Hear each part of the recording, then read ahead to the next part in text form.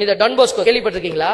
அவரு ஒரு ஊருக்கு போயிட்டு எப்போதும் மினிஸ்ட்ரி பார்த்துட்டு வருவாராம். ரிட்டர்ன் போகும்போது ராத்திரி ஆயிடும். அப்ப ராத்திரி நேரத்துல ஒரு காடு ஒண்ணு அந்த இடத்துல, அந்த காட்டை தாண்டி தான் அவருடைய வீட்டுக்கு போகணும். அந்த காட்டை தாண்டி போறப்பெல்லாம் அவர் என்ன செய்வாரு? கையில ஜெபமாலை எடுத்துருவார். வழியில வரும்போது இந்த ஜெபமாலையில துதிச்சுக்கிட்டே வருவார். ஜெபமாலை எடுத்துக்கிட்டு ஹல்லேலூயா ஹல்லேலூயா இயேசுவே நன்றி, ஹல்லேலூயா இயேசுவே நன்றி. திருடர்கள் என்ன பண்ணாங்க? இவரை பார்த்துட்டே இருந்தாங்க. இவரை திருடிடலாம், கையில இருக்கலாம் புடிங்கிடலாம் அப்படின்னு சொல்லி திருடர்கள் ஒரு 5-6 பேர் பிளான் பண்றாங்க. காட்டுக்குள்ள போகும்போது ஒரு அட்டாக் பண்ணுவோம் அப்படின்னு யோசிச்சுக்கிட்டு காட்டுக்குள்ள போனோனையும் வந்து பாக்குறாங்க.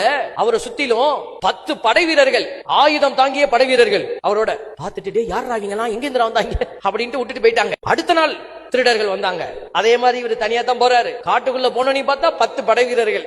ஒரு நாள் ஓடி போய் அவர் காலில் விழுந்துட்டாங்க. ஐயா, இந்த வரைக்கும் காட்டோடைய ஆரம்பம் வரைக்கும் நீ தனியா தான் வர, நாங்க பாத்துக்கிட்டே இருக்கிறோம். ஆனா இந்த காட்டுக்குள்ள போறப்ப மட்டும் 10 பேர் உன்னோட வராங்க, அதுவும் ஆயுதம் தாங்கிய வீரர்கள் வராங்க.